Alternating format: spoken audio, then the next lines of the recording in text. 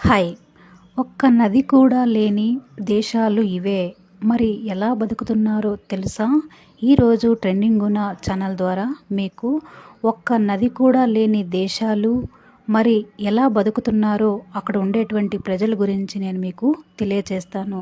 ప్రతి ఒక్కరు కూడా ఛానల్ని చూస్తున్నవారు సబ్స్క్రైబ్ చేసుకోండి, లైక్ చేయండి, షేర్ చేయండి. ఇంకా మంచి మంచి వీడియోస్తో మనము ముందుకు వెళ్దాం. ఓకేనా ఫ్రెండ్స్? చరిత్రను గమనిస్తే నదులు చుట్టూనే నాగరికతలు అభివృద్ధి చెందాయి. నదులు తాగునీరు, సాగునీరు మాత్రమే కాకుండా రవాణాకు కూడా ఉపయోగపడ్డాయి.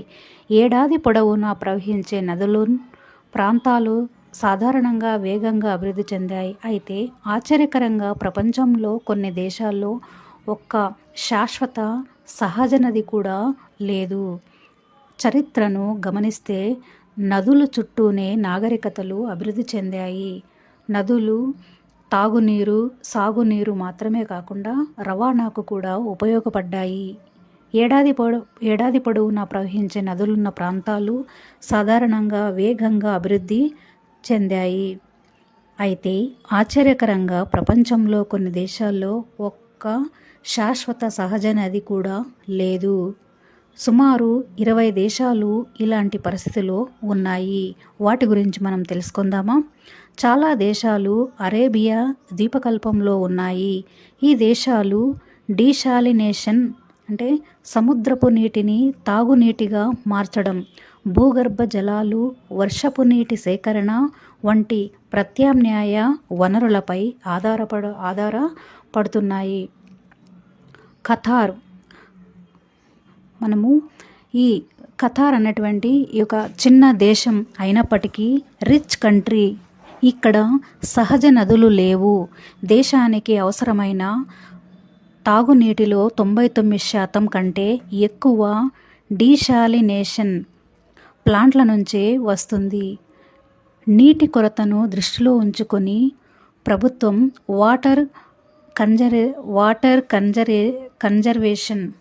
వాటర్ కన్జర్వేషన్ టెక్నాలజీలో భారీగా పెట్టుబడులు పెట్టింది. ప్రజల్లో నీటి వినియోగంపై అవగాహన పెంచేందుకు ప్రచార కార్యక్రమాలు నిర్వహిస్తోంది. సౌదీ అరేబియా నది లేని అతిపెద్ద దేశాల్లో సౌదీ అరేబియా ఒక దేశం. ఎక్కువ భాగం ఎడారితో నిండిపోయి ఉంది సౌదీ అరేబియా. తాగునీటి అవసరాల కోసం దాదాపు 70% వరకు డీశాలినేషన్పై ఆధారపడుతుంది. అలాగే భూగర్భ జలాలను వినియోగిస్తుంది. మురుగునీటిని శుద్ధి చేసి మళ్ళీ ఉపయోగించే విధానాలను కూడా అభివృద్ధి చేసింది సౌదీ అరేబియా. కువైట్, ఇప్పుడు ఈ కువైట్ దేశం గురించి మనము తెలుసుకుందాము. కువైట్లో కూడా శాశ్వత నదులు అనేవి లేవు. మంచినీటి అవసరాల కోసము ప్రధానంగా డీశాలినేషన్పై ఆధారపడుతుంది. ప్రభుత్వం కఠినమైన నీటి సంరక్షణ చర్యలను అమలు చేస్తుంది. వ్యవసాయానికి శుద్ధి చేసిన మురుగునీటిని వినియోగించడం ద్వారా పరిమిత నీటి వనరులను సమర్థవంతంగా నిర్వహిస్తోంది ఇక్కడ. మళ్ళీ బహ్రెయిన్ అనేటువంటి దీని గురించి మనము తెలుసుకుందాము. పర్షియన్ గల్ఫ్లో ఉన్న బహ్రెయిన్ ఒక ఐలాండ్. ఇక్కడ సహజ నదులు లేవు. కొంత భూగర్భ జలాలు, నీటి బుగ్గలు ఉన్నప్పటికీ అవి దేశ అవసరాలకు సరిపోవు. దాదాపు 60% కంటే ఎక్కువ తాగునీరు డీశాలినేషన్ ద్వారానే అందుతుంది. నీటి వినియోగంలో జాగ్రత్తలు పాటించాలని ప్రభుత్వము ప్రోత్సహిస్తుంది. Next, United Arab Emirates.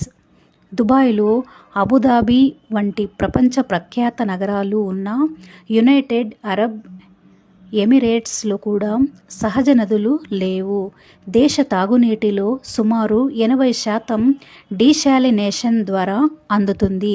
మంచినీటిని ఆదా చేయడానికి వ్యవసాయం, పరిశ్రమల కోసం శుద్ధి చేసిన మురుగునీటిని ఉపయోగిస్తారు. ఇక్కడ కూడా వాటికన్ సిటీ, ప్రపంచంలో అతి చిన్న స్వతంత్ర దేశమైన ఈ వాటికన్ సిటీలో సహజ నదులు ఇక్కడ కూడా లేవు. ఇది తన నీటి అవసరాల కోసం ఇటలీపై ఆధారపడుతుంది. చిన్న దేశం అయినప్పటికీ నీటి వినియోగంలో బాధ్యతాయుతమైన విధానాలను పాటిస్తుంది. Next Oman.